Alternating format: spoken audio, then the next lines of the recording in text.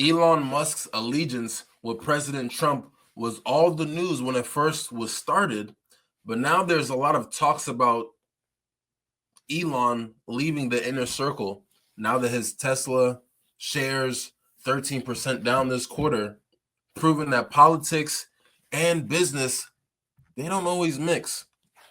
What's going on, everybody? It's Professor Zeus, and I'm back with another video. If this is your first time at the channel, just know I greatly appreciate you for stopping by. Go ahead and hit subscribe. We're on our way to 2,000 subscribers, and we are taking the humble route. Guys, listen, what we're looking at today, the ever-evolving relationship with President Donald Trump and Elon Musk, and how it's starting to ripple out into the business world as well as the political world. So Politico just dropped this article. Trump tells Inner Circle that Musk will leave soon. And it's definitely interesting. It's suggesting that, Elon's time, as a prominent figure within Trump's administration might be winding down. But the honest kicker is that this comes at a time where we see Tesla has reported its biggest sales drop in history, literally down 13% in the first quarter of 2025. So that's 50,000 fewer cars delivered than this time last year, and 72,000 short of what analysts expected Tesla to do, right? Despite having so many different price cuts and zero interest down financing. So what's going on? Let's break it down fact by fact and then zoom out to the bigger picture, right? So it says in this article, President Trump has told his inner circle, including members of the cabinet, that Elon Musk will be stepping back in the coming weeks from his current role as governing partner, ubiquitous cheerleader, and Washington hatchet man. The president remains pleased with Musk and his Department of Government Efficiency, but both men have decided in recent days that there will be soon be time for Musk to return to business and take on a supporting role, according to 3 Trump insiders who were granted anonymity to describe the evolving relationship, right? So listen, when Doge was first announced, a lot of people had mixed feelings about it. And we had Elon, he was super, pushing Trump's agenda to slash federal spending, influencing different cuts across so many different federal jobs. And, President Trump has even said that Elon has been extremely instrumental within this administration. And, that he also understands that Elon's been through a lot because, I guess Elon has faced a lot of backlash. I had my previous video about, the Tesla takedown, a lot of the protests going on, a lot of the people not supporting Elon like they used to in the past. So, I'm gonna post this article in the description for you guys to read. But essentially, this article is just suggesting that, in Trump's orbit, he sees Musk right now or Elon, I should say, as a political liability, right? Especially when there's been so many, high-profile protests, boycotts, as well as there was a Supreme Court vote or election yesterday in Wisconsin. And Elon played a huge role, saying he'll pay millions of dollars to people to go out and vote, different things like that for a Supreme Court seat out in Wisconsin. And it's alleged that Elon had posted, he spent like $20-something million and they lost. So now CNN, everybody's saying like, man, maybe Elon is actually a political liability right now because, he's all over the place and it's different things like that, right? And the thing about Doge is it had the expiration date of sometime next year. So literally, Elon is like a temporary government employee, but he has 130 days before Doge was supposed to be, disbanded. So the timing of this article is extremely interesting, right? So the timing of this news is extremely interesting, right? In Q1 2025, Tesla delivered about 336,000 vehicles, which is down 13% from 387,000 last year, right? And that's the biggest sales decline in Tesla's history. And it's not even close to the 408,000 that a lot of analysts were predicting that Tesla was going to do in this quarter, right? Yeah, Tesla try to incentivize people to, buy with so many different aggressive type of options, right? Like extreme discounts and 0% financing, but it didn't work. And why is that?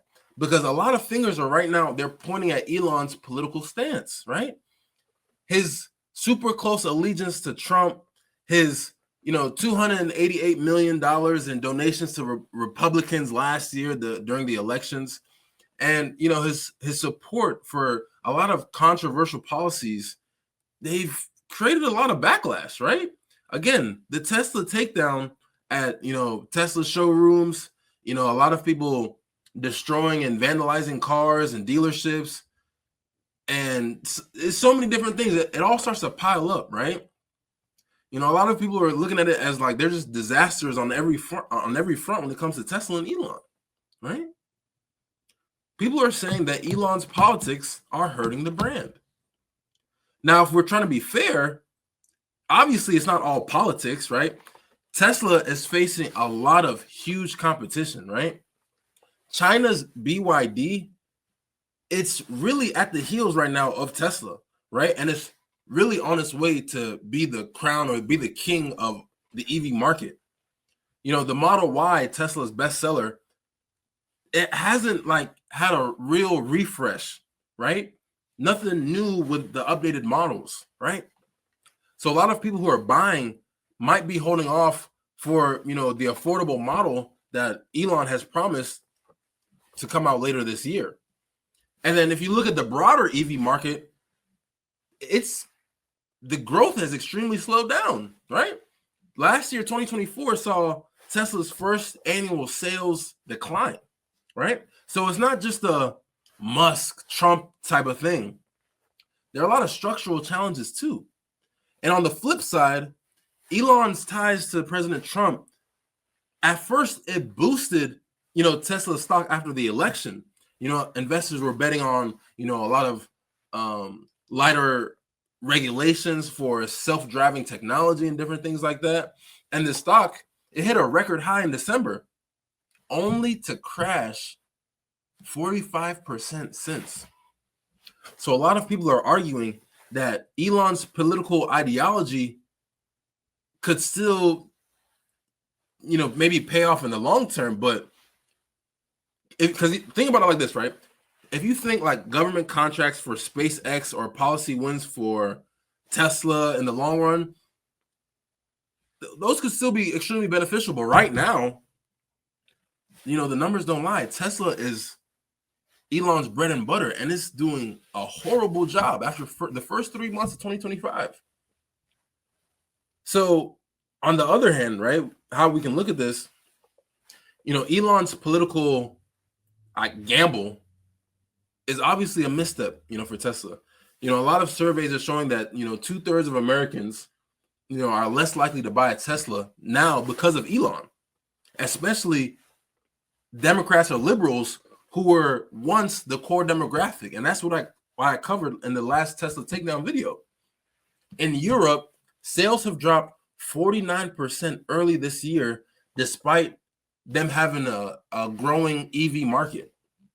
That's a huge red flag. But if we're not going to oversimplify it, Elon is not just Tesla, but Tesla is his bread and butter. Elon has SpaceX. He's got Neuralink. He got XAI/Grok. Tesla's only 27% of his wealth, but that's the brand that really pushes him. But SpaceX is literally over 40% of his wealth, right? But that's another caveat. That's another side of him. Tesla is like the face of his wealth, right? So a lot of his other ventures, they thrive on, government contracts and tech investors, and just not consumer sentiment, not just consumers going out and buying Teslas. So maybe he's playing a different game, one where, aligning with President Trump could actually boost his empire, even if Tesla takes a hit. But you still have to wonder, right? Did he underestimate how much his personal brand actually drives the success of Tesla?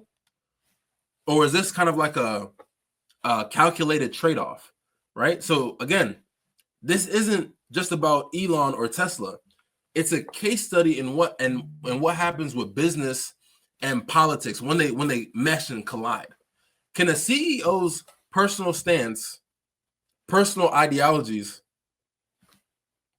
be the failure of a company? History says yes, it does, right? Now, if you think of brands like Chick-fil-A or Nike, they've each have had like some political sentiments in the past, and they've obviously have been able to settle in different things like that. But Tesla's scale is extremely different. It's a $600 billion company that's tied to Elon's vision, right? And a lot of consumers today, they vote with their wallets, right? So it's easy to punish a brand that they don't align with. And at the same time, Elon, he's not trying to back down.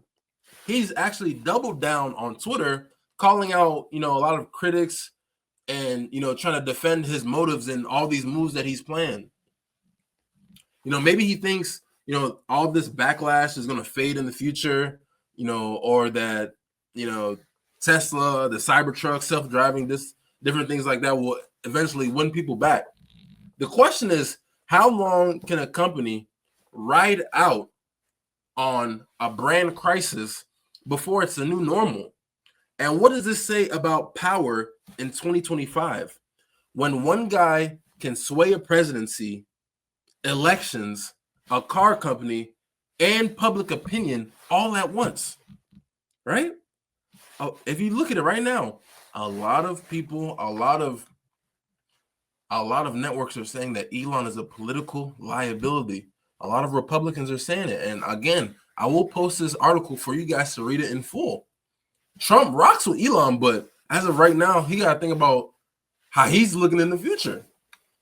So, there you guys have it. Elon might be leaving, Trump's side in the coming future, but the fallout is already here.